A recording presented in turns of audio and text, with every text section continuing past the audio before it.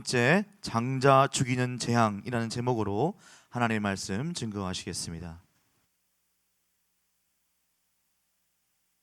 이 시간 우리 영혼의 양식 하나님의 말씀 구약성경 출애굽기 12장 29절부터 36절까지 우리 찾아서 함께 합독합니다.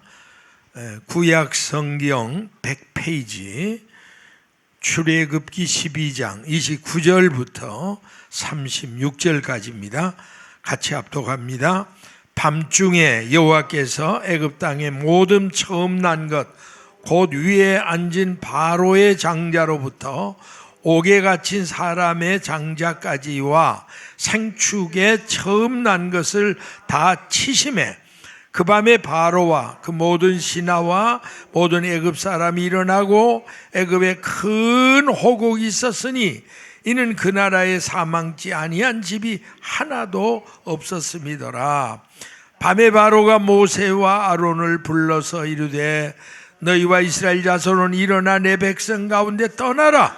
너희 마음대로 가서 여호와를 섬기며 너희의 말대로 너희의 양도 소도 몰아가고 나를 위해 축복하라 하며 애굽 사람들은 말하기를 우리가 다 죽은 자가 되도다 하고 백성을 재촉하여 그 지경에 속히 보내려 하므로 백성이 발교되지 못한 반죽 담은 그릇을 옷에 싸서 어깨에 매니라.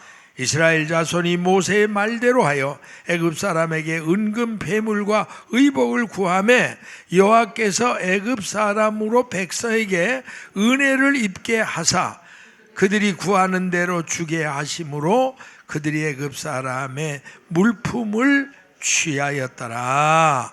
아멘. 할렐루야.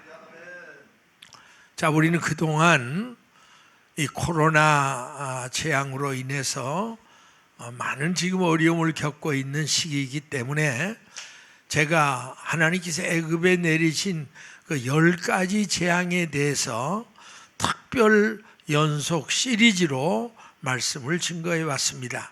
자, 우리 잠시 그동안 공부했던 내용을 한번 복습해 보시죠.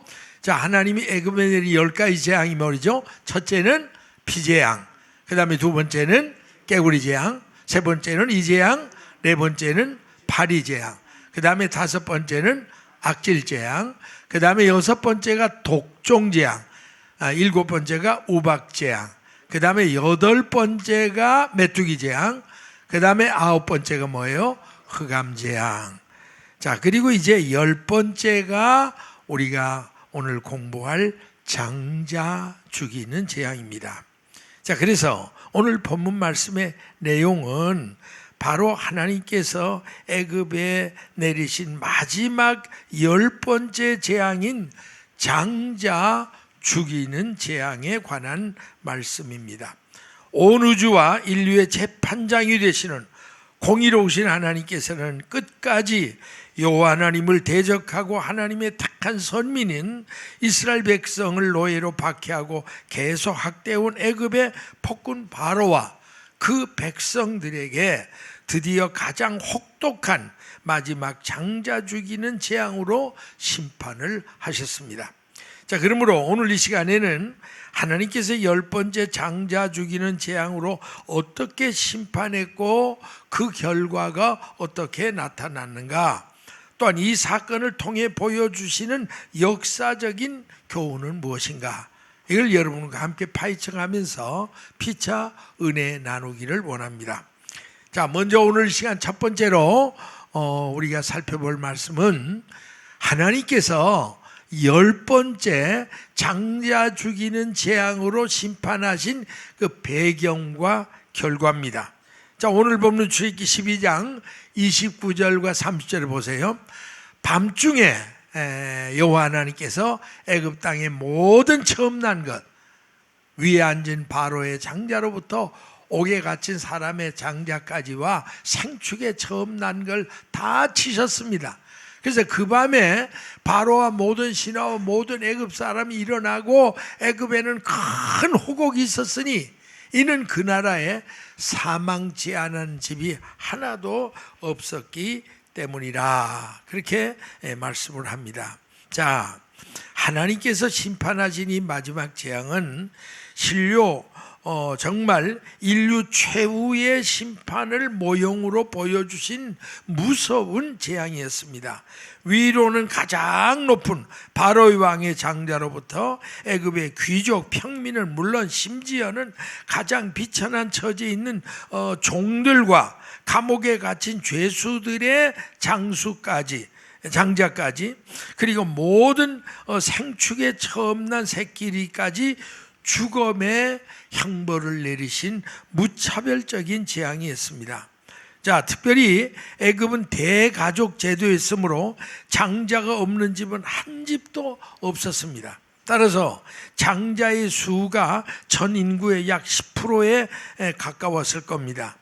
그래서 어떤 주석가는 이런 말을 했습니다. 가령 애굽의 당시 인구가 약 1천만 명이라고 가정한다면 죽은 장자의 수는 어떻게 돼요?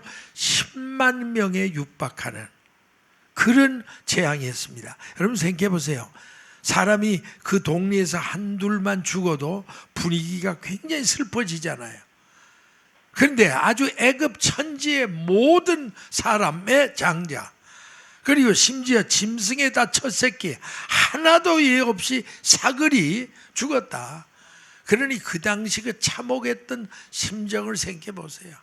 하늘과 땅이 그냥 슬픔으로 통곡으로 가득할 그런 무시무시한 재앙이 임한 겁니다. 자, 이렇게 전제해 본다면 정말 하나님께서 이 애굽에 내리신 이런 그 재앙이 그저 애굽에 한 번 이루어진 일회적인 사건으로 끝나는 게 아니고 그거는 모형이고 그림자고 앞으로 전 세계적으로 쏟아질 재앙을 예표로 보여주셨다는 것을 우리는 다시 한번 기억해야 합니다. 자, 그렇다면 왜 하나님은 하필이면 애굽의 모든 백성들의 장자를 죽이는 재앙을 내리셨을까요? 그 가장 핵심적인 이유는 애굽의 바로 왕은 이제껏 하나님의 장자 민족, 여러분 하나님의 장자 민족이 어느 나라예요? 이스라엘이에요. 그 이스라엘 백성을 무수히 죽였고 무수히 학대하고 괴롭혀 왔으니까 공평하신 하나님은 바로 그와 같은 애굽 바로 왕의 죄악에 대한 당연한 보복과 심판을 집행하실 수밖에 없는 거다. 자, 우리가 참 성경에 나온 말 쭉 보면요, 하나님은 얼마나 공평하신 하나님인가 다시 한번 우리가 절감할 수 있습니다. 여러분 출애굽기 1장 22절에 보세요. 자, 바로가 모든 신분에게 뭐라고 명령을 내렸어요? 한번 같이 읽을까요? 그러므로 바로가 그 모든 신민에게 명하여 가로되 남자가 나가든 너희는 그를 하수에 던지고 여자는 살리라. 이게 뭐예요? 모세가 태어날 때 이스라엘을 아주 그냥 씨종자를 말리기 위해서 산파를 보냈고 또 그 신하들을 보내서 무조건 이스라엘 집에 들어가서 애가 낳았을 때 남자거든 무조건 나일강에 던져 죽여라. 그러니까 수없이 하여튼 이스라엘 장자를 다 죽인 거죠. 또 여러분이 그 출애굽기 4장 22절 이하에 보면 마찬가지입니다. 자, 같이 한번 읽겠습니다. 너는 바로에게 이르기를 여호와의 말씀에 이스라엘은 내 아들 내 장자라. 내가 내게 이르기를 내 아들을 놓아 나를 섬기게 하라 해도 내가 놓기를 거절하니 내가 내 아들 내 장자를 죽이리라 하셨더라. 그러니까 하나님은 공평하신 분입니다. 뭐 이렇게 억울하게 뭘 집행하시는 분이 전혀 아니에요. 그러니까 그동안에 애굽이 이스라엘의 모든 장자를 사그리 어린아이부터 죽었으니까 당연히 하나님도 그들의 장자를 죽이는 심판을 할 수밖에 없었다는 사실입니다. 참으로 공의로우신 하나님께서는 택한 백성들의 피 맺힌 억울한 원한과 원수를 때가 되면 반드시 철저히 갚아주신다는 것, 여러분 믿으시면 아멘 하시기 바랍니다. 여러분 우리가 살아가다 보면 억울한 일 많이 있죠. 그래 여러분 너무 억울하고 가슴 칠 필요가 없어요. 왜 그러냐면 하나님이 그 사정 아니까 반드시 하나님이 갚아주실 줄 믿습니다. 우리가 그 하나님이 없으시다면 우리는 너무 억울한 일이 많죠. 그런데 하나님이 살아계신 한은 우리는 억울해야 할 필요가 없어요. 반드시 내 대신 내 아버지 하나님이 갚아주실기 때문에. 여러분 그 로마서 12장 19절이 그 말씀 아닙니까? 자, 큰 소리 읽습니다. 시작. 내 사랑하는 자들아, 너희가 친히 원수를 갚지 말고 진노하심에 맡기라. 기록되어 있으되 원수 갚는 것이 내게 있으니 내가 갚으리라. 주께서 말씀하시리라. 아멘. 자, 그러면 과연 하나님께서 장자 죽이는 재앙을 애굽 바로왕과 백성들에게 내리신 결과적인 역사가 어떻게 나타났겠습니까? 애굽의 폭군 바로왕과 그 신하들은 즉시로 앞발 뒷발 다 들고 완전히 항복했고 굴복한 나머지 이스라엘 백성을 급히 서둘려 전격적으로 해방시켜주고 말았습니다. 그래서 그 출애굽기 12장 31절 42절 오늘 바로 31절 32절에 보세요. 그동안에 바로가 여러 가지 핑계를 댔잖아요. 뭐 나가되 애굽은 벗어나면 안 된다. 너희들도 가장만 나가라. 자녀들도 안 된다. 양과 소떼 재산을 가져가. 별별 하다가 이제는 너무 급하니까 그야말로 참 앞발 뒷발 바짝 들고 뭐라 그래요? 모세가를 불러 야야 너희와 이스라엘 자손 일어나 내 백성과 떠나서 너희 원하는 대로 네가 말한 대로 여호와를 섬겨라. 너희 말대로 그 말을 계속하죠. 너희가 요구한 대로 너의 양도 몰아가고 소도 몰아가고 뭐 모든 건 다 몰아가되 나를 축복해라. 그 폭군 바로도 하나님이 축복해야 축복을 받는다는 걸 어느 정도 깨달아진 것 같아요. 하도 혼이 나니까. 그래 이제 네 맘대로 하되 제발 나 좀 위해서 축복 기도 좀 해라. 자, 그렇게 지금 여기 비명을 지르는 모습을 볼 수 있습니다. 자, 우리가 이와 같은 극적인 어떤 면에서 통쾌무비한 사실을 지켜보면서 원수 마귀 사탄과 인간을 비롯한 피조물은 어떤 권세라도 궁극적으로는 우주의 대왕이시여 만왕의 왕이신 하나님과 예수님 앞에 무릎 꿇고 항복하고 찬양과 경배와 존귀와 권세와 영광을 돌려드릴 수밖에 없다는 사실을 믿으시면 아멘 하시기 바랍니다. 반드시 최후의 승리는 주님께 있어요. 그래서 빌립보 2장 9절 이하에 하나님의 종 사도 바울이 이런 말을 했잖아요. 하나님이 그를 지극히 높여, 이 말씀 전에 뭐냐면 하나님과 본체이신 예수님이 사람의 몸을 입고 종의 형체를 가지고 이 땅에 겸손히 서서 십자가를 지고 우리를 구속했다. 그걸 소개하고 나서 이 말씀을 하는 거예요. 하나님이 예수님을 지극히 높여, 그러니까 가장 낮아지셨던 예수님을 가장 높은 자리에 높여서 모든 이름 위에 뛰어난 이름 뭐예요? 만왕의 왕 만주의 주죠. 그 이름을 주시고 잘 들어보세요. 하늘에 있는 자들 먼저 예수 믿고 천국 간 자들이에요. 지금 땅에 있는 자들 우리 살아있는 자들이에요. 그리고 땅 아래에 있는 자들 여기 뭘까요?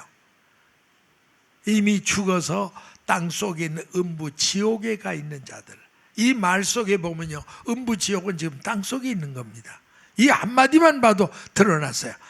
먼저 예수 믿고 천국 간 자들, 지금 살아서 여기 있는 자들, 그리고 죽어서 예수 안 믿다 죽어서 음부 지옥에 있는 자들, 그걸 정확히 사도 바울은 딱 꼬집어 준 겁니다. 그 모든 자들로 하여금 모든 무릎을 누구에게 꿇게 해서요? 그렇죠. 만왕의 왕이신 주님 앞에 무릎을 딱 꿇고 바로가 무릎 꿇은 것처럼, 그리고 모든 입으로 예수가 그리스도다, 그분이 주여 우리의 왕이시다, 그렇게 시인해서 결국은 누구에게 영광이 돌아가게 해요? 하나님께 영광이 돌아갈 줄 믿습니다. 따라하십시다. 하나님은 나의 왕, 나의 구주시다. 할렐루야. 우리가 그 하나님께 한번 감사의 박수, 영광의 박수 한번 드리시기 바랍니다. 자, 그 다음에 이제 오늘 두 번째 생각 문제는 하나님이 10번째 장자 죽이는 재앙을 통해 보여주시는 역사적인 교훈은 무엇인가 하는 겁니다. 자, 오늘의 본문 말씀을 잘 보면 하나님의 심판과 재앙의 두 가지의 원리와 역사적 교훈이 나타났어요. 그게 뭐냐면 첫 번째는 하나님의 심판과 재앙은 어떤 신분이나 어떤 계급의 사람에게도 차별 없이 임한다. 그걸 우리에게 깨우쳐 주고 있습니다. 그래서 본문 오늘 출애굽기 12장 30절에 잘 보세요. 그 밤에 바로와 모든 신하와 모든 애굽 사람이 일어나고 애굽에 큰 호곡이 있었다. 왜냐하면 그 나라에 죽지 아니한, 그러니까 사망치 않은 집이 하나도 없었기 때문이다 라고 말합니다. 여러분 이 말 잘 보세요. 장자 죽이는 재앙이 당시 애굽에 속한 그 가정들을 한 가정도 하나님의 심판과 재앙에서 제외되지 않았습니다. 바로 왕의 궁전에서부터 거지의 움막에 이르기까지 모든 집에서는 장자들이 다 죽어야만 했습니다. 과연 하나님의 심판 앞에는 어떤 신분의 사람도 전혀 차별이 있을 수가 없어요. 인간이 공정하게 한다고도 인간은 차별이 있을 게 마련입니다. 그런데 하나님은 그렇지 않아요. 하나님 앞에는 전혀 차별이 없습니다. 거기에는 부자나 가난한 자나 권세자나 평민이나 유식자나 무식자나 똑같이 재앙을 당하고 말았습니다. 자, 그렇다고 하면 이와 같은 사실이 오늘날 종말을 살고 있는 우리들에게 뭘 경고해 주고 있습니까? 이제 멀지 않은 장래 애국 같은 이 세상에 임할 무서운 하나님의 심판과 재앙도 똑같은 원리에서 집행될 것이다. 믿습니까? 그걸 보여준 거예요. 여러분 누가복음 21장 34절 이하에 보세요. 너희는 스스로 조심해라. 그렇지 않으면 방탕과 술취함과 생활의 염려로 마음이 둔해지고 뜻밖의 그날이 덕과 같이 너에게 임할 것이다. 근데 그 말 보세요. 이 날은 온 지구상에 거하는 모든 사람이 임하리라. 보세요. 하나님의 재앙과 심판은요 온 지구상에 누구에도 예외가 없습니다. 여러분 이번에 이 코로나 재앙도 보세요.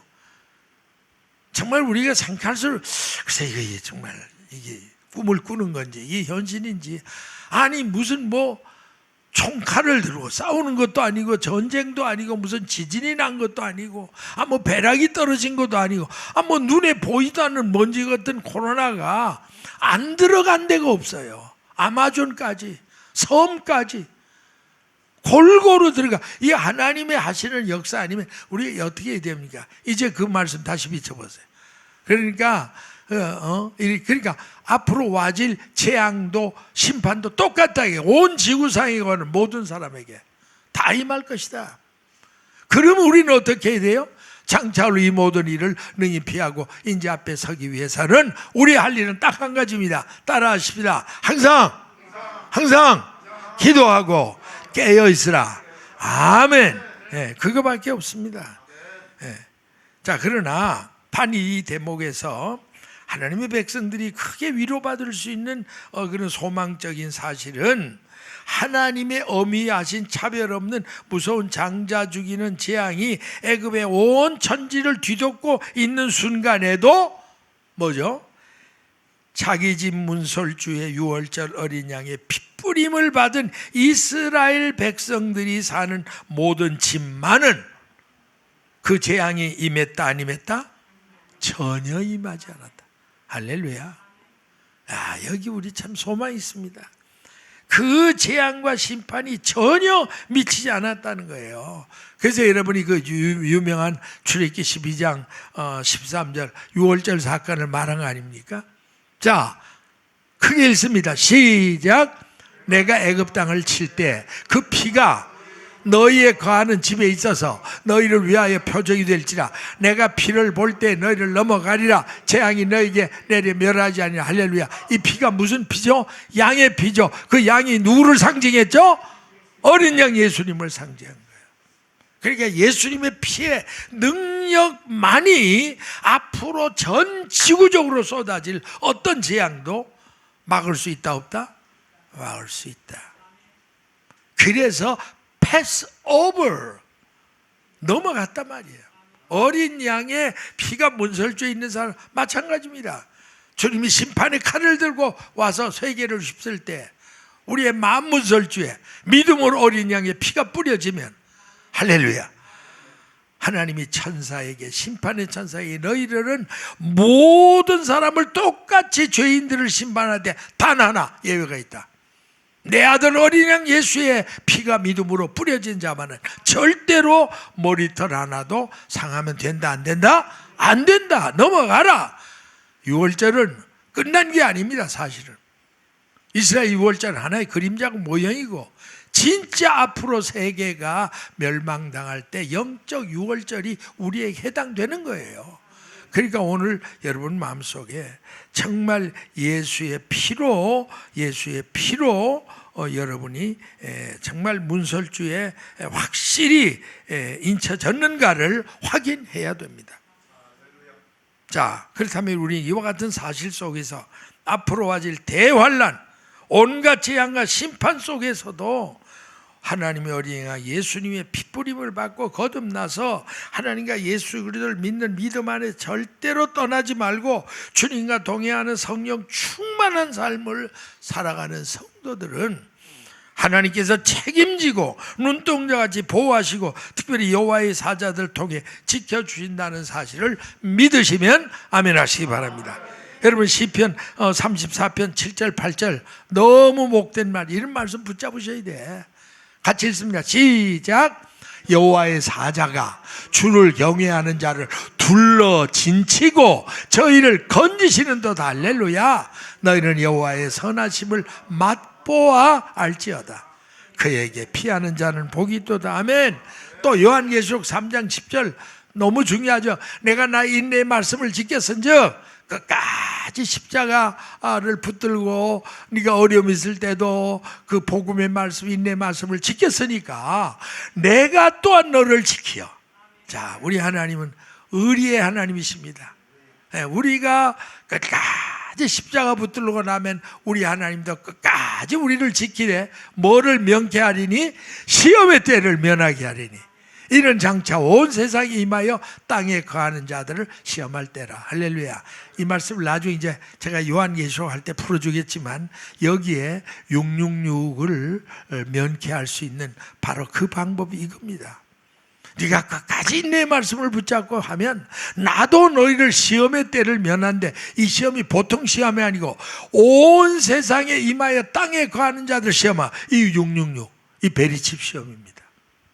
그때 내가 바로 너를 붙잡아 주겠다. 아멘이십니까? 굉장히 중요한 말씀이에요. 자, 그래서 하나님의 심판의 두 가지 원칙이, 첫 번째는 차별 없이 하나님은 어떤 계급의 사람에게도 똑같이 심판하시다. 그 다음에 두 번째는 뭐냐면 하나님의 심판과 재앙은 전혀 예기치 못한 때 갑자기 임한다. 이게 하나님의 심판의 특징입니다. 여러분 본문 출애굽기 12장 29절에 보면 보세요. 밤중에 여호와께서, 여러분 잘 기억하셔야 돼요. 아니 24시간 밝을 때 하시지 왜 밤중에 하셨냐고. 이게 하나님의 어떤 그 암시적인 교훈입니다. 밤중 midnight, 한밤중에 여호와께서 애굽 땅에 처음 난 거 위에 앉은 바로의 장자로부터 오게 같은 사람의 장자까지 여러분들 밤중에 쳤어요. 밤중에. 기억하세요. 이 밤중 at midnight, 이 말씀을 주목해야 돼요. 여기에 밤중이라 한 말씀의 뜻은 모든 사람이 다 죄의 잠에 빠져 있을 때, 아무도 전혀 예상하거나 준비하지 않고 방심하고 있을 때를 의미해 준 겁니다. 따라서 이 말씀은 마태복음 25장 5절 6절과 맥을 같이 해요. 무슨 말씀이죠? 신랑이 더디 왔더니 10처녀가 똑같이 다 졸며 잤어요. 제가 이거 설명할 때마다 했지만은 5처녀는 눈을 초롱초롱 뜨고 5처녀는 쿨쿨 자빠자고, 그거 아닙니다. 그건 목사들이 드라마로 엉터리에 엮은 거예요. 나도 몰라서 과거에 그렇게 설교를 했어요. 근데 그게 엉터리예요. 신랑이 더더웠더니 다 열이 똑같이 다 졸며 잤어요. 근데 언제 주님이 와서 깨우쳤느냐? 따라하십니다. 밤중에. 여기 미드나이트 밤중에 갑자기 소리가 나는데 따라하십시다. 신랑이로다. 맞으러 나오라. 이게 정말 복음이에요. 이 똑같은 얘기입니다. 밤중에 소리가 났다는 거 여러분 기억하세요. 하나님의 심판과 재앙은 과거와 현재는 물론 앞으로도 똑같은 방법으로 임하게 된다는 것을 명심해야 합니다. 마귀는 언제나 이 세상 일과 육체적인 향락으로 자장가를 부르면서 인간들로 하여금 성도들로 하여금 죄악의 잠을 자게 만들고 있습니다. 그래서 사실은 요즘 이리 보면요 깨어있는 사람이 없어요. 거의 자요, 거의 자. 목사도 자고 장로도 자고 권사도 자고 집사도 자고 이렇게 코로나로 난린데도 코가 비틀어지도록 그냥 모두 다 영적인 상태가 지금 그래요.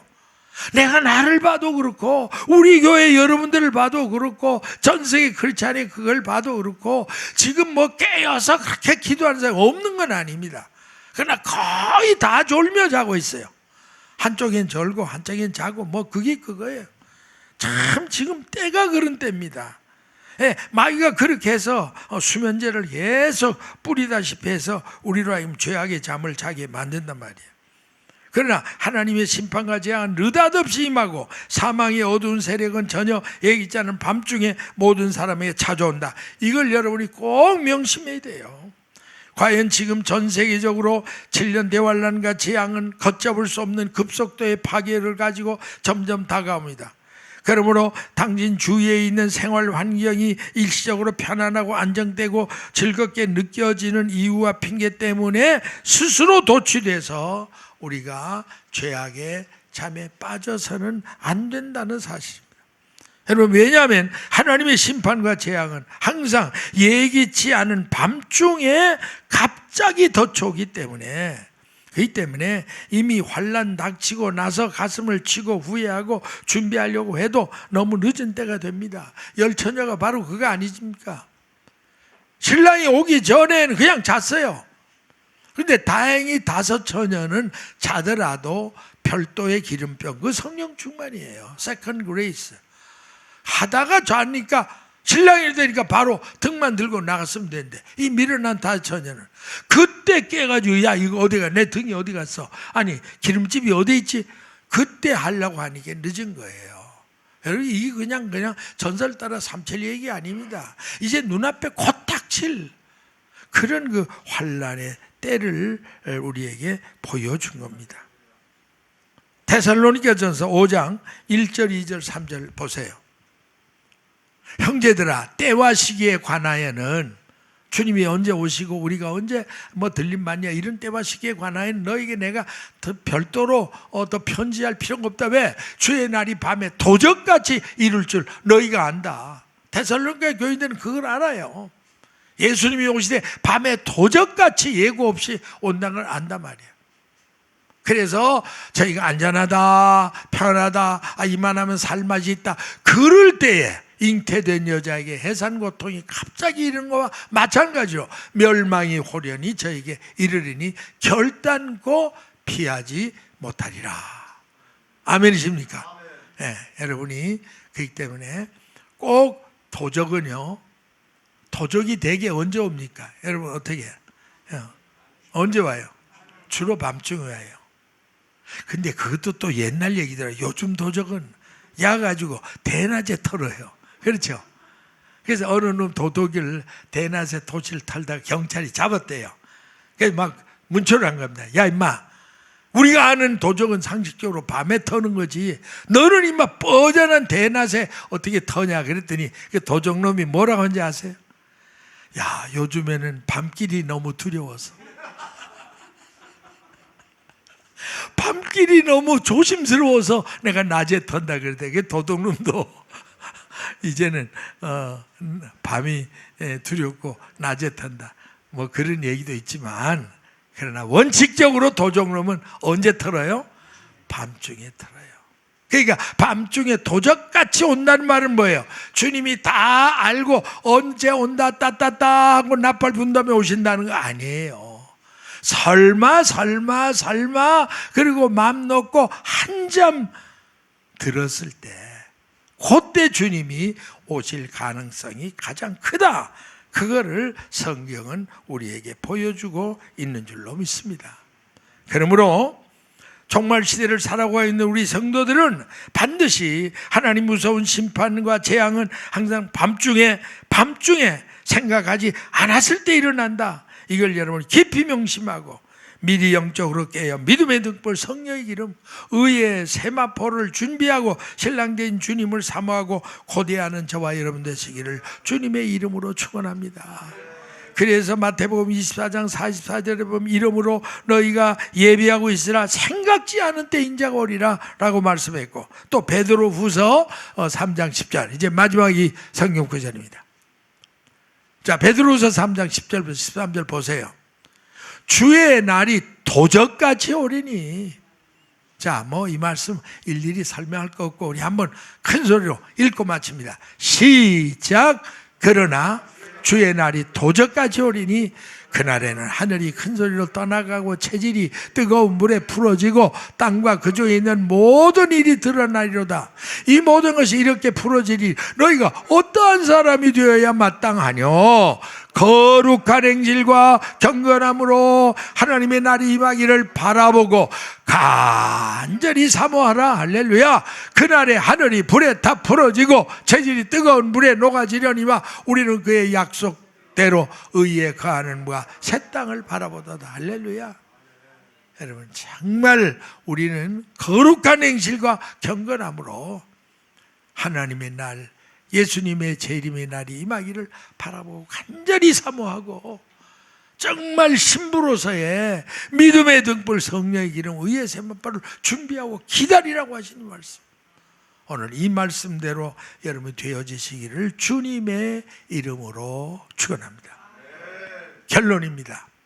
오늘 이 복된 주일 예배 참석하신 동역자 여러분, 그리고 이 시간 각 가정과 처소에서 온라인 예배로 함께 예배드리고 계신 사랑하는 재직 및 성도 여러분, 오늘 이 시간 본문 말씀에 나타나는 하나님께서 애굽에 내리신 10가지 재앙 중에 마지막 10번째 재앙인 장자 죽이는 무서운 재앙을 통해 보여주시는 하나님의 심판과 재앙의 2가지 원리와 역사적인 교훈을 다시 한번 마음속에 깊이 새기시기를 바랍니다.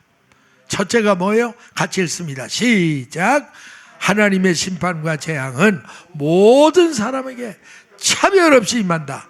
사실을 명심하고 항상 하나님의 심판에 대비하고 살아갑시다. 아멘. 2번째 더 크게 시작. 하나님의 심판과 재앙은 전혀 예기치 못한 때 갑자기 임한다. 그 사실을 명심하고 항상 때를 알고 깨어 준비하고 살아가실 주님의 이름으로 축복합니다. 아멘. 할렐루야. 우리 한번 따라 같이 읽습니다. 시작. 사랑하는 종말시대 성도 여러분, 때를 알고 깨어 준비하면, 그 한번 크게 따라 하십시다. 때를 알고 깨어 준비합시다. 아멘. 할렐루야. 영광의 박수, 감사의 박수 드리겠습니다. 아버지 하나님 감사합니다. 그동안 우리가 이 재앙의 시대에 실감나게 애굽에 내린 이 10가지 재앙, 이것은 애굽에 일시적으로 내렸던 일회적인 사건에 끝나는 재앙이 아니라 앞으로 무서운 7년 대환란 속에 전 지구적으로 쏟아질 가지가지 재앙을 하나의 예표와 그림자로 보여주신 재앙이기에 그동안 장장 아버지 하나님 10시간에 걸쳐서 주여 이 10가지 재앙을 특별 시리즈로 공부할 수 있는 기회를 주신 것을 감사합니다. 오늘 이 말씀을 들은 귀가 복되게 하시고 깨달은 영이 새롭게 하시고 우리가 정말 깨어 준비하는 그런 성도들 되게 해 주시옵소서. 주 예수님의 이름으로 기도하옵나이다. 아멘.